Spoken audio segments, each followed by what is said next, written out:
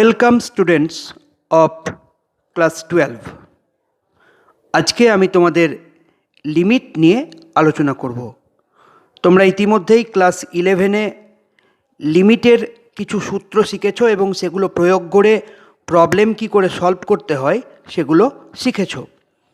এখন আমাদের উচ্চ মাধ্যমিকের যে সিলেবাস, সেই সিলেবাসের আরও কিছুটা অংশ 12-এ আছে যেখানে লিমিট নিয়ে আলোচনা করা হয়েছে।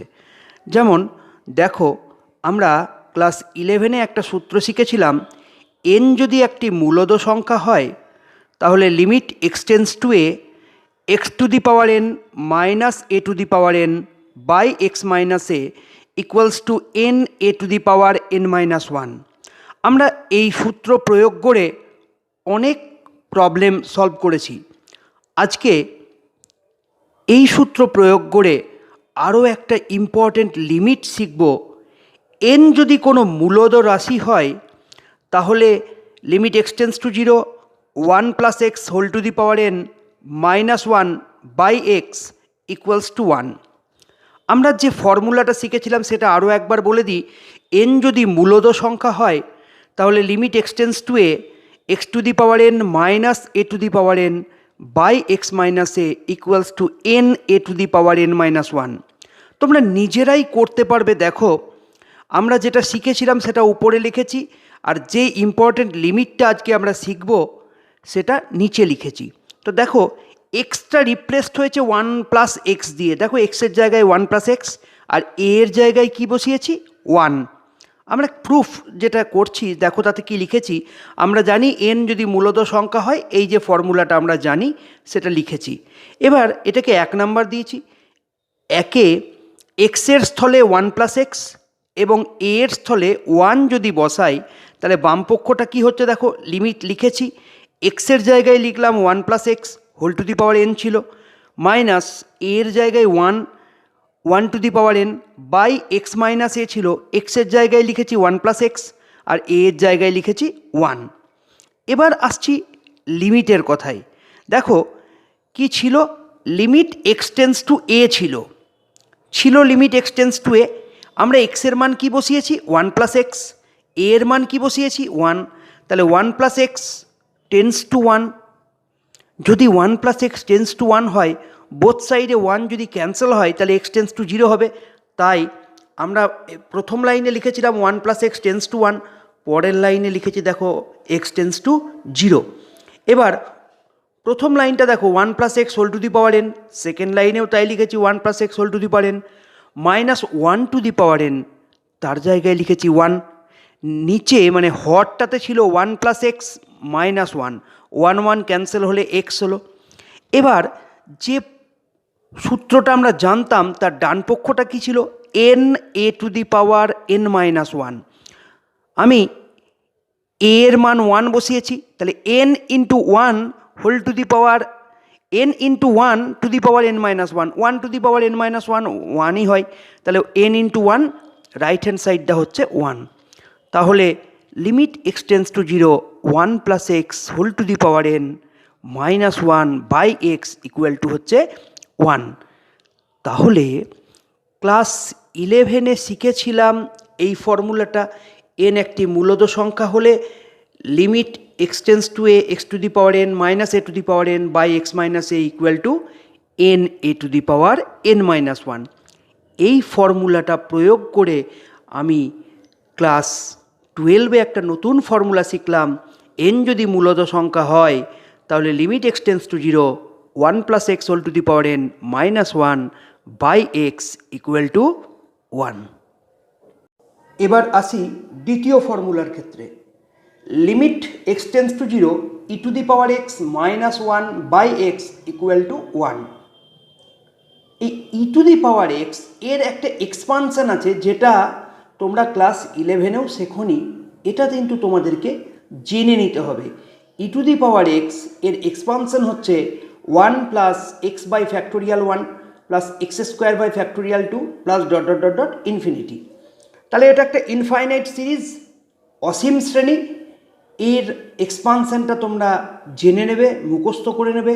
এবার এই প্রমাণটা কি করে করব, দেখো এখন limit x tends to zero e to the power x minus one by x, আমরা কী করেছি না লিমিট এক্সটেন্স টু জিরো লিখেছি, ই টু দি পাওয়ার এক্সের এক্সপানসেনটা লিখেছি one plus x by factorial one plus x square by factorial two plus dot dot dot dot infinity minus one. দেখো one আর ওয়ান এদিকে ক্যান্সেল হচ্ছে, তাহলে কী থেকে গেল limit x tends to zero x by factorial one x plus x square by factorial two plus dot dot dot infinity by x. এবার দেখো উপরে আমরা কি করেছি লিমিট এক্সটেন্স টু জিরো, ওপরে প্রত্যেকটা টার্ম থেকে একটা করে এক্স বের করে নিয়েছি, তাহলে এক্স যদি কমন নিয়ে নিই তাহলে প্রথমটাতে পড়ে থাকলো ওয়ান বাই ফ্যাক্টোরিয়াল ওয়ান, তার মানে ওয়ান, তারপরেরটাই x square by factorial two ছিল, একটা এক্স বার করেছি তাহলে পড়ে থাকলো এক্স, নিচে পড়ে থাকলো ফ্যাক্টোরিয়াল টু, এমনি করতে করতে ডট ডট ইনফিনিটি। এবার দেখো এই লবে এবং হরে যে এক্সটা আছে এই এক্সটা আমরা ক্যান্সেল করতে পারি, কিন্তু পাশে যুক্তি দিতে হবে। যুক্তিটা কি না দেখো লিমিটের ক্ষেত্রে দেওয়া আছে লিমিটের নিচে এক্স টেন্স টু জিরো, যেহেতু এক্স টেন্স টু জিরো তাহলে x not equal to zero, আর যেহেতু এক্সটা জিরো নয় তাহলে দুটো নন জিরো আমি লব হর থেকে ক্যান্সেল করতে পারি, ক্যান্সেল করে দিলাম, করে দিলে কি পড়ে থাকলো one plus x by factorial two plus dot dot dot dot infinity limit x tends to zero. এবার যদি এক্সের মান জিরো বসাই তাহলে প্রথম পদটা ওয়ান থাকবে, বাকি পদগুলো সব হয়ে যাবে জিরো, তাহলে যে রেজাল্টটা পেলাম সেটা হচ্ছে ওয়ান। তাহলে আমরা যে দ্বিতীয় ফর্মুলা শিখলাম সেটা হচ্ছে limit x tends to zero e to the power x minus one by x equals to one. এবার আজকে এই দুটি ফর্মুলা অ্যাপ্লাই করে কি করে প্রবলেমগুলো সলভ করব সেটা শেখাচ্ছি। দেখো আজকে যে দুটি ফর্মুলা আমরা শিখলাম সেই দুটিকে আমি বোর্ডে আরও একবার লিখেছি। Limit x tends to zero one plus x whole to the power n minus one by x equals to n, n যদি মূলত সংখ্যা হয়, এবং limit x tends to zero e to the power x minus one by x equals to one. এবার এই দুটো প্রয়োগ করে কিছু প্রবলেম সলভ করা শিখব।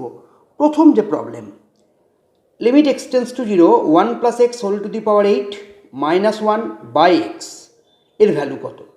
তো দেখো খুব সহজেই বুঝতে পারছো ফর্মুলাটার সঙ্গে একেবারে ম্যাচ করে গেছে। Limit x tends to zero one plus x whole to the power n minus one by x, এক্ষেত্রে পরিষ্কার ওইটাই আছে limit x tends to zero one plus x whole to the power eight minus one by x. তা এটা যদি N দিয়ে থাকলে উত্তরটা এন হয়, তাহলে এখানে পাওয়ারটা এইট আছে, উত্তর হচ্ছে এইট। খুব সহজ অঙ্ক, একেবারে ফর্মুলাটা অ্যাপ্লাই করে অঙ্কটা হয়েছে।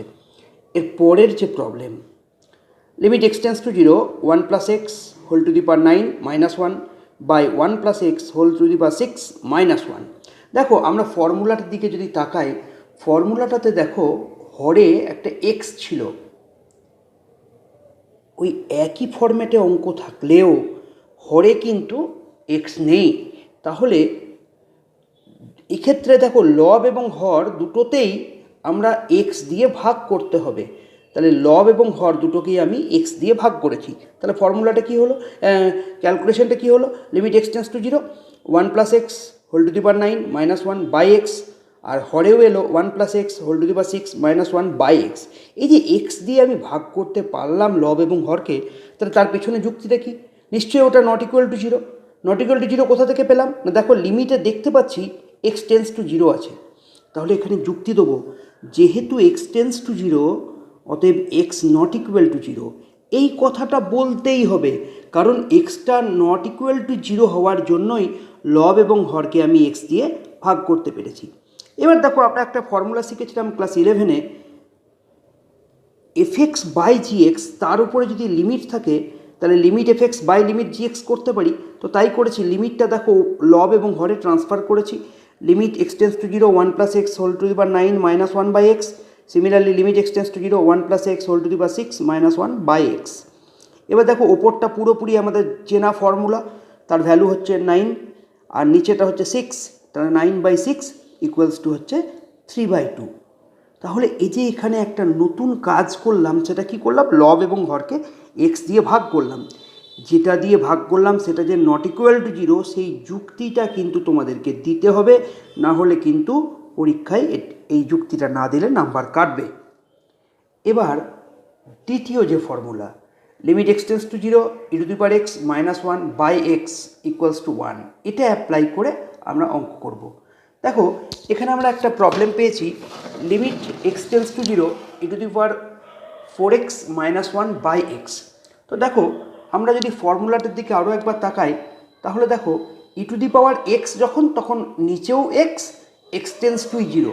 তো এক্ষেত্রে যেহেতু e to the power four x আছে, তাহলে আমরা নিচেও কী করব, ফোর এক্স নিয়ে আসবো, অ্যাডজাস্ট করব। আর নিচে যখন ফোর এক্স আনলাম, তখন তাহলে 4 দিয়ে একটা গুণ করেছি।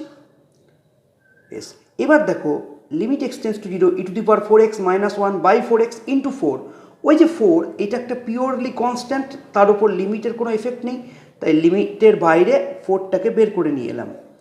এবার দেখো limit e to the power four x minus one by four x, four x tends to zero কেন লিখলাম না, আমরা যদি ফর্মুলাটার দিকে যাই, দেখো limit x tends to zero e to the power x minus one by x, এক্সটা টেন্স টু জিরো হতে হবে, তাহলে এক্ষেত্রেও ফোর এক্সটা টেন্স টু জিরো হতে হবে। এবার দেখো যুক্তিটা কি, যেহেতু এক্স টেন্স টু জিরো, অতএব বলতেই পারি four x tends to zero, তাহলে এখানে লিখলাম four x tends to zero, therefore four into এটার ভ্যালু হচ্ছে ওয়ান, তাহলে four into one equals to four. অনেকেই ভুল করে যেটা করে বসে, যে এখানটা যখন ফোর এক্স লিখছে তখন এর লিমিটটা লিখে দেয় ফোর, তা নয় কিন্তু। ভেবে দেখো এক্ষেত্রে যখন limit x tends to zero e to the power x minus one by x equals to one, ওই এক্সের জায়গায় যদি আমার থার্টিন এক্সও থাকে, তাহলে আমাকে নিচেও থার্টিন এক্স নিয়ে আসতে হবে, thirteen x tends to zero করতে হবে, তাহলেও তার ভ্যালু হবে ওয়ান। তাহলে এক্ষেত্রে আমার রেজাল্ট হলো ফোর। আসি আরও দুটি ইম্পর্টেন্ট প্রবলেম নিয়ে।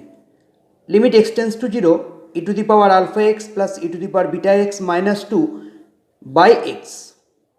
আমি লিখলাম লিমিট এক্সটেন্স টু জিরো, উপরটায় লবে লিখলাম e to the power alpha x minus one plus e to the power beta x minus one, হরে এক্স যেমন আছে তেমন।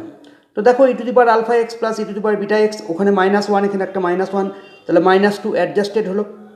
এর পরের লাইনে লিখলাম limit x tends to zero e to the power alpha x minus one by x plus e to the power beta x minus one by x. আমরা যদি লসাগু করি তাহলে এক্স নিচে পাবো হরে, ওপরে e to the power alpha x plus e to the power beta x minus টুই পাবো। এবার দেখো দুটো সেপারেট ফাংশান, তাদের যোগফলের উপর লিমিট, আমরা প্রপার্টি জানি যে limit x tends to a f x plus g x equal to limit x tends to a f x plus limit x tends to a g x. তাহলে দুটো সেপারেট ফাংশানের যোগফলের লিমিট তাদের আলাদা করে লিমিটের যোগফলের সঙ্গে সমান, তাহলে লিমিট দুটো আলাদা করে লিখলাম। এবং প্রথমটার ক্ষেত্রে দেখো limit x tends to zero e to the power alpha x minus one by x, এর আগের প্রবলেমটাতেই আমরা অ্যাডজাস্ট করেছিলাম, ফোর এক্স ছিল, তাহলে ওখানে ফোর দিয়ে অ্যাডজাস্ট, এখানে আলফা এক্স আছে, তাহলে আলফা দিয়ে অ্যাডজাস্ট হবে। দেখো নিচে আমি আলফা একটা এনেছি, যেহেতু একটা আলফা এনেছি তাহলে একটা আলফা দিয়ে গুণ করতে হতো, যেহেতু আলফাটা ইন্ডিপেন্ডেন্ট অফ এক্স সেই জন্য বার করে দিয়েছি লিমিটের বাইরে। এবং আমি পাশে একটা যুক্তি দিয়েছি, দেখো যেহেতু এক্স টেন্স টু জিরো, তাহলে আলফা এক্সটাও টেন্স টু জিরো এবং সিমিলারলি বিটা এক্সটাও টেন্স টু জিরো, তাহলে এখানে লিখে দিলাম alpha x tends to zero.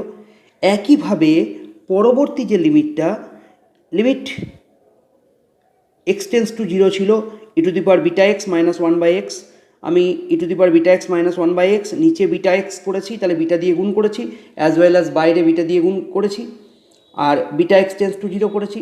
তাহলে দেখো আলফা ইন্টু ওয়ান, ওই লিমিটটার ভ্যালু হচ্ছে ওয়ান, আবার প্লাস বিটা ইন্টু ওয়ান, তাহলে রেজাল্ট হচ্ছে আলফা প্লাস বিটা। তাহলে তোমরা যদি এই প্রবলেমটা এমসিকিউ এর ক্ষেত্রে পাও, তোমরা খুব সহজেই ফরম্যাটটা দেখেই রেজাল্ট বলে দিতে পারবে আলফা প্লাস বিটা। ধরো এই অঙ্কটাই তোমাদেরকে এমসিকিউ দিল, limit x tends to zero e to the power thirteen x plus e to the power seven x minus two by x, result কত? এখানে যেহেতু আলফা বিটা দিয়েছিল, আমরা রেজাল্ট পেয়েছিলাম আলফা প্লাস বিটা। আমরা যদি প্রবলেমটা পেতাম e to the power thirteen x plus e to the power seven x minus two by x, তাহলে রেজাল্ট হতো thirteen plus seven equal to হচ্ছে 20।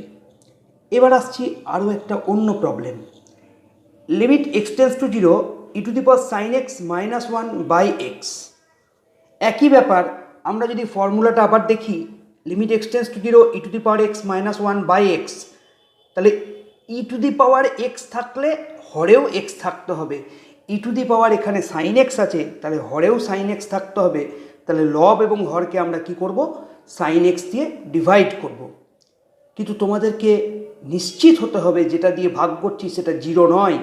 আমরা যুক্তিটা তাহলে পাশে কী দিচ্ছি, যেহেতু এক্স টেন্স টু জিরো তাহলে sine x tends to zero, আর সাইন এক্স যদি টেন্স টু জিরো হয় তাহলে sine x not equal to zero.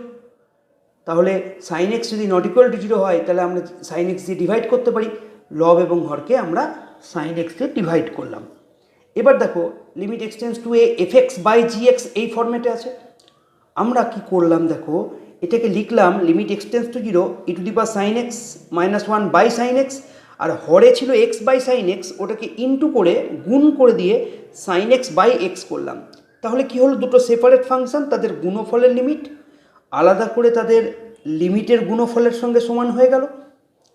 Limit x tends to zero e to the power sine x minus one by sine x, আর limit x tends to zero sine x by x. কিন্তু দেখো প্রথম লিমিটটার ক্ষেত্রে আমি sine x tends to zero লিখেছি, কারণ ফর্মুলাটা ছিল limit x tends to zero e to the power x minus one by x. তাহলে এখানে যেহেতু e to the power sine x আছে, তাহলে এখানে sine x tends to zero বলতে হবে। তার জন্য আমরা যুক্তিটা কিন্তু আগেই দিয়েছি, এক্স টেন্স টু জিরো হলে sine x tends to zero হয়। তাহলে এই যুক্তিটা আর দেবার দরকার নেই। তাহলে প্রথম লিমিটটার ক্ষেত্রে ভ্যালুটা হচ্ছে ওয়ান, আর দ্বিতীয় যে limit x tends to zero sine x by x, এটা তো আমরা ক্লাস 11-এই শিখেছি, তার মান হচ্ছে ওয়ান। তাহলে one into one equals to one. Next টিউটোরিয়ালে আমরা আরও কিছু সূত্র শিখব এবং সেগুলো প্রয়োগ করে কি করে প্রবলেম সলভ করতে হয় সেগুলো তোমাদেরকে আমি শেখাবো।